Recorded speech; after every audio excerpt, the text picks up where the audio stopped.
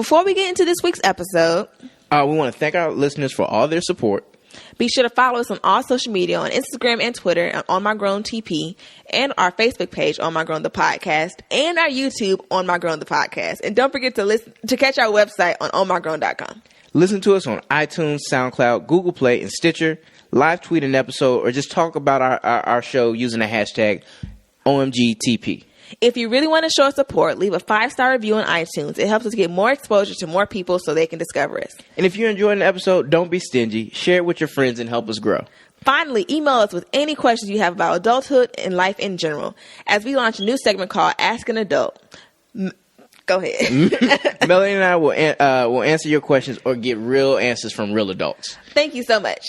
Yeah, enjoy. You are now tuned into another episode of On My Grown, the podcast, and we have a very special show for y'all today. Today, we'll bring you an episode called Greeks on Film, where we look at movies from a Greek perspective. This week, we are covering a very special movie that premiered on Netflix this Friday, March 10th. It is called Burning Sands. At first, we were like, hated it. But now... If y'all don't get that reference, y'all need to just restart life. But no, we're talking about Burning Sands. I'm Melanie. I'm Rodney. And yeah, so we really are going to cover Burning Sands from a Greek perspective. Just real quick, I wanted like that reference. Search Men on Films and Living Color. It was dope. And if you don't get it, just block me and let me know to block you back. Right, let me know to block you back. So yeah, we've really sat for a whole hour and some change just talking about the movie and how we thought about it. But initially, we both had our ill feelings towards it, but we just sat here and talked about it. We really tore it apart and just talked about different pieces and what was real, what was not real, what was positive, what was negative. So I think we got a pretty good. Yeah, overall, so I watched the movie twice. I watched the first with my girlfriend, who's not Greek, and initially, like she said, I was like, it was weak. Like some stuff was unrealistic, and I was like, it wasn't a good plot line. And then I watched it again with my pro fight, and there was some stuff in there. It was like we laughed. It was so unrealistic. So then I somewhat enjoyed it. Like overall, you have to understand what this movie is. This is propaganda, and that it's anti-hazing propaganda. And propaganda, I don't mean in a negative sense, but it is the sole purpose of this movie is to get the message out to Black Greek organizations that we need not even just Black Greek bands, modeling troops, whoever haze any Black or fraternal sorority, brotherhood, whatever organization, that hazing is bad and it can really lead to the death and the loss of some of our brightest, young people. And yeah, people have to understand the bigger picture. I mean, Rodney and I, we're both part of non-hazing organizations. And we have never participated in any hazing activities. Yeah, so we're not very familiar with what the movie was portraying, but, we tried our best to understand. We both have parents who are older and pledged above ground in the 70s, 80s, whatever. Yeah. So, we're using that experience to kind of... yes. Yeah. Mm-hmm. Okay, so then we want to talk about what they got right. Or what they got wrong. Let's talk about that, because that's most of it is what they got not necessarily wrong, but it was very extreme. But like I said, we realized he had to go to extremes to tell the story he wanted to tell. So this is not, it's fiction, because it had to go this far. I'm not saying that people have not died from pledging, because people died, drowned, whatever. So, I mean, it's real, but it's not the norm. Everyone doesn't do this. This is very, very, very extreme, and most have substance to them. What else is unrealistic before we... that we haven't already pointed out? Yeah, just the lack of substance. Hazing is not just being hit and punched for the sake of being hit and punched. Well, hazing is. There's a difference between pledging and hazing. Yeah, hazing is just being hit for the sake of being hit. Pledging is supposed to be a development process. Like that was its original intent, to weed out those who weren't sincere about their desires for the fraternity. It's supposed you learn information, you learn about people. It's supposed to be a strenuous time so that you learn the true character of the people who will be tied to for life. Right. So if you ever going through something, which LB you can really call. Right. And it's supposed to bring y'all together. The big brothers are that common enemy and that you all unite against. Nothing brotherhood focused. Nothing brotherhood. But I guess that was the point. I guess it wasn't supposed to, because it's the movie about everything being wrong.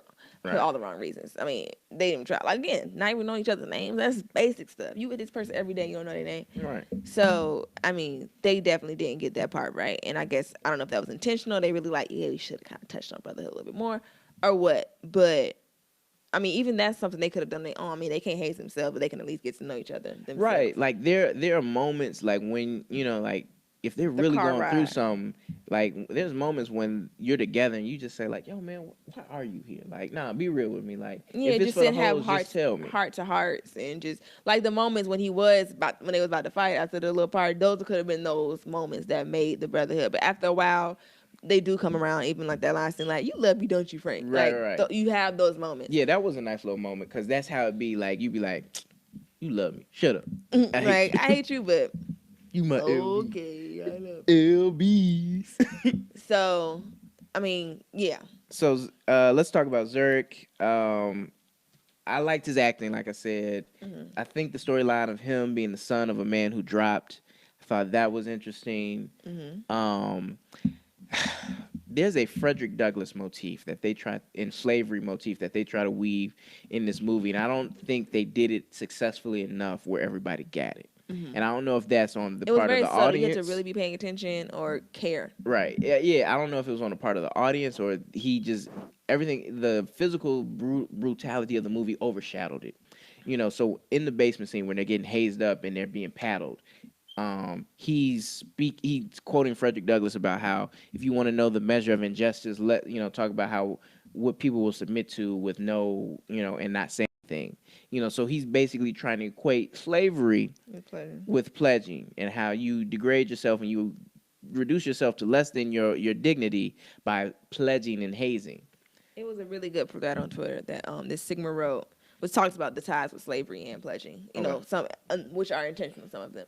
But I feel like this really put it in your face, like this is very slavish, especially down to the brands. Like from our eyes, we see it as, oh, it's the bros getting brands. But from someone who doesn't understand Greek life, like, oh, they're getting branded like cows and slaves, Right. Like whatever. to show ownership. Right. So I mean, you really want to sit and think about it. I mean, I get it. Yeah. And I mean, these people who founded organizations were one generation removed from slavery. Yeah. So One of my founders, sense. his father was a runaway slave. Crazy. Who's that thread? I mean, I'm not gonna see him. Yeah. Read it. We'll link it. But it's a great thread. I think his name is like KB1914. So thank you for that. So yeah, I feel like he was an important character, and then there's so many people like him. His parents, the pressure on his parents to be perfect, to just pressure all around, and they kind of get lost in the sauce a little bit. Another important character that I wish they would have developed more on was Soraya's character, because I did see a lot of myself in Soraya, whatever. He was just twerking on the entrance parties. Minus regular interest in the parties and being like that, just openly thirsty. But like the sorority girl does know what's going on. She is hip to like, oh, I know what you're doing. I know what you want to do, or like, oh, what you trying to be? Because I know you're trying to be something. Because I know, because I'm Greek. I know, like using our Greekness to kind of finesse younger boys to see what they want to do, and in some cases, kind of help. Like like I could talk to Gerard for you. I know Gerard. Me and Gerard came in together. Like I know Gerard. We the same class. Like stuff like that. So Does that ever work? what you mean? Kind of putting Like to me, it never happened to me. But if a young lady came to me and was like, "Hey, this young man, he wants to get down. Like, look out for him," I'd be like, "Bet, make sure he never gets down." I mean, I'm trying to think. I don't want to blow their spot up because I don't want to be like, so you telling Kay that you want to be down. Right. I've never really done that, but Okay. I kind of would like, Because that's how I would have felt. kind of like pray for him, just like hope for the best. So like you doing what you got to do. Kind of check him on like you talk to so and so because I have you talked to Gerard? Did you call Gerard? Okay, did you make sure Gerard had his? Stuff like that. Just keep saying on them and making sure they got their stuff together to reach their goals. Mm-hmm. Basically, not hey Gerard, so I got a little cousin. I think he'd be great. I mean, for me, people are coming to me like, I got a girl for you, blah, blah, blah. And I'd be like, she doesn't stand a chance. Get Sure. it. But some people like, she might make it, but I mean, I don't like her, but I mean, she cool. Type stuff. So, I don't know. It kind of is she's a real person, though. Yeah. People are like, what is Sarah's point? Like, I got it, because I was like, that's something I would say. Like, you ain't Greek yet. You need to get out the way. That's something that Melanie Mitchell would say. But they didn't. She was pointless after that. After that scene, she had no more line. She was just in class looking confused. And that was really it. And that's what one of my main issues with this whole movie was. It was a lot of little characters out there that they could have really worked with. Like you could have really got a plot line that really. No, she could have hit him at the class like, Zurich, I know you're going through a lot. Like you need to stop that. That's not okay. Like I get it. You want to be down, but she could have been another voice of reason. That or just like he just lost his girl. She could be the comfort, his refuge. Like hey, bounce you need some icy hot, I got you. Like, look, I know where y'all have said it. Like, here's some food. I live down the street. Yeah, like, because, again, it's like the Underground Pledge Railroad women are a part of. Like, come over and eat. I cook. Like, I know how I got a clean tub. I know it's going to be filthy once you get out, but you can take a bath. They're not going to know you here. Like, they know you live in the dorms, blah, blah, blah. I'll drop you out. Type stuff. Like, that's the helpful person. Right. You got to talk about Fat Nigga. I feel like so his name is Big C. That's the character's name. Look, he did not earn my respect during the movie. I do not like him. He would be Fat Nigga. To me, as an actor, I think he did an amazing job. He made us hate him. Like, it's always that one loud, obnoxious, just ridiculous bruh. That brother is the brother in the chapter with the lowest GPA, or he might be the tightest who's just weird. The brother, that guy's one of two extremes. Like I said, he's either the highest, like a crazy high GPA, or a crazy low GPA who like lives for hazing. Mm-hmm. Some people just hazers. Like, they just like it. They live for the haze. They be in the band. They could be like a tuba, and they be a drum major, and they a Q. I like being hazed. I'm just gonna do everything to get hazed on campus. Right. So yeah, he's a very real character. He's a brother that's a liability that will take it too far. Notice he always had alcohol on him, so he could be turned up, and just reckless and not think about what he was doing. And always had his shirt off for no reason. Always had his titties out. Right. So Rotimi's character, the president, he didn't give me president. Rotimi is the president. And I was a chapter president, so. But like most chapter presidents are the more level-headed and calculated and more like sensible ones. He was too reckless to me to be a president. Right. Because, you're not that tough. Right. You need somebody who's gonna be able to get y'all out of trouble. Like, of course, he was trying to diffuse the situation, but that wasn't the way to go about it. Because if he was a real good president, a lot of stuff that went down in the movie would not have happened. Right. Because at the end of the day, when you're chapter president, your sole mission is to make sure the chapter don't get snatched under your watch. And under his watch, it was all types of snatchery going. The chapter's getting. They just wrapped up the rope on that. Even down to confronting him on campus. It would have been if he was real president, and knew better. Especially if people on campus knew, they dropped a line. It would have been a quick. Yeah. And then that's what it would have been. Even on campus. Even Fat Nigga at the organization felt, come on. Like, it's just a lot of recklessness and just indiscreet situations in the movie. Who else we talk about? The dean, Trevante, who was trash. He was a trash dean, just left him for dead the entire movie. He only set him for Fat Nigga once. So he's about to have the paddle. He's about to just crack him on the back. Yeah, and even that, Fat dude almost swung on Dean. He was like, boy, I snatched that brand off your chest. Right, it's like, I'm sorry, I want to kill somebody right now. Can we wait till hell week? Hell night? Come on, save the murder for last. No, but he really didn't. I feel like he didn't care as much. And that was my thing. Like, to my understanding as a dean and just relationship people have with deans and everything, it's like that dean is really he's really a friend and an ally. And you really have a connection with him, and those your babies, right? Like that's someone. Let somebody mess with them, right? Like you, truly like a mother or a father figure, And he was barely around, leaving his kids to anybody, right? Just letting them get all beat up on and ugly, and he not really connecting with them and all this, and it's So he had a couple moments, but all together it just wasn't no. Right? They probably had to pay him too much. Like, if you want these 10 lines and I'm saving them, I'm gonna need about 4 more. Right. 100. Maybe they just got him in there to get branded. That's the sole reason. I mean, he was maybe a face or something. He would just look good at the probate or something. Right. Which if you notice, none of the real big celebrities like Rotimi and Trevante have not posted nothing about it. But Trevor Jackson and Fat Dude, I followed him on Instagram. They have posted it because like I said, he's such a great actor, in my opinion, for what he did with that character. That's probably him in real life. Now he had a homeboy like that went off to school, but he's a thespian. The dean, dean of students. Posted 2 hours ago. Finally. Actually, no, he been posting 2 days ago. Oh, okay. But Trevante still too good. Because he knew he was a trash character. Right. But the dean of students, he was to represent how schools have been complacent in this behavior for a long time. Because oftentimes leaders of schools are Greek. Mm-hmm. Oftentimes it is their chapter, whatever. So, although I didn't like the dean, I understand his character and the role he played in this movie. It's a representation of a lot of administrators and different, higher ups in universities because they let their org get away with whatever, but let your org do it. I'm like, what y'all let? Huh. So y'all just letting everybody they turn the blind eye to when they org doing something just like. What really got me was when he turned that meeting in his office into like a little hazing session. Can you imagine being next in line for his office, like, what Dean got going on? We supposed to have poems before we go in there? I'm sorry, sir. I didn't have a poem ready. I just want to talk about my classes. Right. No. No, you good, baby. Oh, okay. All right. You are merely facing what other men have met, which like that's some real stuff. Like other people be like, dog, you not like it's nothing new. Like people been there, done that. You weak. Right now it's like, I think it's changed. I think it's changed a bit since the 90s. Not exactly. He was offended. I am not that old. The girlfriend.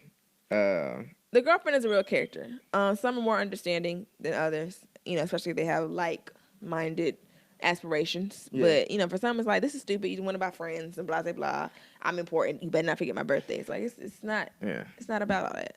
One thing, like, with the girlfriend, the hating friend. So, like, people have been in situations where this girl, this girl and this guy dating, he's being faithful. He disappears because of his Greek aspirations or whatever. She can't tell her friends. So now her friends are saying, girl, your man is absent all the time. We don't never see him. We don't never see y'all together. He's cheating on you. Wait, Common has something to do with burning his hands? Anyway, she's cheating. She's cheating on you. He's cheating on you. You need to drop him. And as a girlfriend, like you're sitting there like looking foolish because you're trying to make up for your boyfriend being so absent. He just this, right? He just that. Like you look like Boo Boo the Fool to them, like, but at the same time what's good and like you're trying to hold him down, but it's just like a lot of talking going on. And then at the end of the semester, when they can finally say, "Oh yeah, my man about to cross," now it's like, "Oh girl, we finna be in the alpha parties." Look. Girl, you got a plus one because but when I was with okay. We sitting in the family section at the probate. Just you? Absolutely not. What else? We talked about Soraya, the sorority girl, or Melanie, the sorority girl. Shut up. The empowered thought, I thought she was a little dope character. Because she's a real person. We definitely see her on college campuses around. Like people just like, I just like having sex with multiple people at the same time. What's wrong with that? And she in the fraternity just discovered her like, oh, perfect. Oh my God, all the sex without the commitment. It's perfect. Like she has like a set of towels at the house and some sweats. Right, satin pillowcase. That's Toya pillowcase. Make sure you watch that. Is she the girl that mess around, takes like while the bruh sleep, takes a picture in his nail, and next thing you know, she on Greek shenanigans? Low key. Or when they throw the hooks in the party every once in a while, but then won't let nobody else do it. But you let Toya throw the hooks. I just thought Toya different. Toya pay her dues. What? So like that's because she feel entitled. Like, look, I done had more lambdas in me than this house. Oh God. Jesus, I got more lineage than all of y'all. Right. I know your big brother. Okay, so then we're gonna go through the line. So what I like what they did with the line a little. Like I wish they would. Everybody represented somebody different. I wish they would have developed them more because it's so funny how you do see those people online. It was very subtle because I didn't realize about the preacher boy and stuff. Right. So the ace, Square, he's a lame. He's doing it for respect. You don't really see that as much now. Like high GPA. Probably high GPA. He got a car. He got resources. He said it was at one point because I jokingly said he had 3.8, but it confirmed it later in the movie. Okay. I forgot what was said. But yeah, he was like one of the smartest cats he knew, and I think his parents bought him a house there. Like they were staying at the house his parents bought him. Yeah. And so like Square was a real dude. I don't know. He was. Melanie said it earlier. He was half pint for our generation. Yeah, he was the 2017 half pint.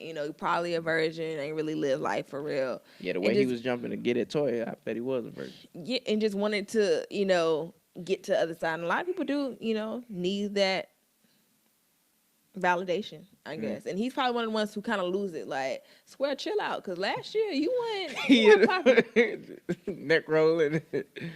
Like, them little bitty ones be the problem. He just throwing girls up, eating booty at the party. He's booty level, so you don't have to pick you up, just... just squick. Booty eat. bro, you got a disease now. Like, you can't just eat all the booties at the Right. party. Then the Deuce was the church boy. He was church boy. He was he was a virgin. He didn't curse. And those are real people. I know yeah, somebody like that. you see those people in fraternities, and people often think like fraternities, like we try to get them and like turn them out. Like, nah, you're gonna drink and have sex with all these girls. It's a vagina, sir. Right. But like in my experience, I have a pastor on my line. Mm-hmm. He was our spiritual, guidance when we were on, when we were in membership intake, and he just, helped relate it to the Bible. And, he really helped us grow in our spirituality, and we really appreciated him, so. You need that kind of level-headedness online. Right. You need someone with all that sin. who will encourage you to do morally what's right when so much wrong seems around you. Number 3 was the legacy. His grandfather and father were lambdas. He was entitled. Very entitled. That's what I hate about legacies. I mean, it's more of a thing in AKA, especially. But Aren't you a legacy? I'm a legacy, but you like a super legacy, like your mom, and then your sisters came through the chapter. I'm aware of my life. You're legacy cubed. But I'm just saying, as far as like AKA, when people are legacy, it's like an application. It's different. Yeah. It's like a whole different application. Oh, they like, oh, I'm immune. I can do what I want. I'm legacy. So, boop. I ain't got to be voted on. See you on probate day. Right. See y'all. I'm legacy. So it's like a sense of entitlement. I tried to look back and see if I was entitled. I mean, I don't know. I want to like run me my AKA, but at the same time, I'm just like, it's going to happen. I know it is. So I'll wait. But some people just like, I don't care. Like, I've been doing this, blah, blah, blah, blah. Like, but at the same time, I still work for the chapter. Yeah. So that's the difference between me and other people. I'm a legacy. Mm-hmm. And I had some similar sentiments about legacies. Like, y'all think y'all just gonna get this because y'all daddy. Don't nobody care about your daddy. Right, just because your sister, you ain't S, neither just as your mama, your nobody cousins. Care about your daddy. You lame like your daddy. But then one of my neos, his father flew down and surprised him for the ritual. Mm-hmm. And that first time they gripped, he cried. Because it was his dad, and he didn't know. Because he didn't know it was his dad,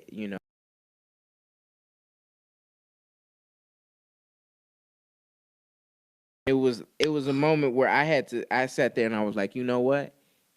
I couldn't imagine stealing this moment away from them, especially as a legacy. Mm-hmm. It's beautiful. I mean, just even my ritual. I mean, you won't call it ritual, but pinning. Being pinned by my mom and auntie. That was like. With them white suits, makeup just all over the white. Mommy, oh, thank you, God, Jesus, oh, Monica, ooh, got me teary-eyed. But it's just a beautiful. Like I can just thinking of like pinning my daughter, and people always joke at me saying my daughter's gonna be like Delta to Zeta just to spite me. I joke them and laugh about it now, but like literally, if my daughter takes that from me, I'm gonna have to fight him. I fight like we knucking and bucking it. Can you imagine though? Like that. I mean, I think especially now because I'm gonna have a backup daughter just in case. If one loses their mind, I got one more. Because I'm a junior, I continued the legacy. Like the next child will be the third one to do it, and it's just like, don't mess this up. You have a thing going here. Right. We're trying to get this 3-generation thing going. Right. It's a dynasty. Family. And that's why I need everybody out there to stop hazing so Alpha's around so my son can do that. Can y'all just hey, sorry. Y'all can do whatever y'all want after like 20, 32. But my son. As for me at my house. I'm going to need my kids to be Greek. I'm so sorry. Can y'all just tone it down? So yeah, that was important, the legacy. And then, of course, we had Zurich. And the last we had the athlete, the football player. So I feel like that's important because we do have athletes. I wish they, again, we would have been there all day, though. It could have been the series, honestly. And, I was telling Melanie, like, this really inspired me. Like, we could really have a show about Greek life. It could be so many different aspects. It could come out on Netflix.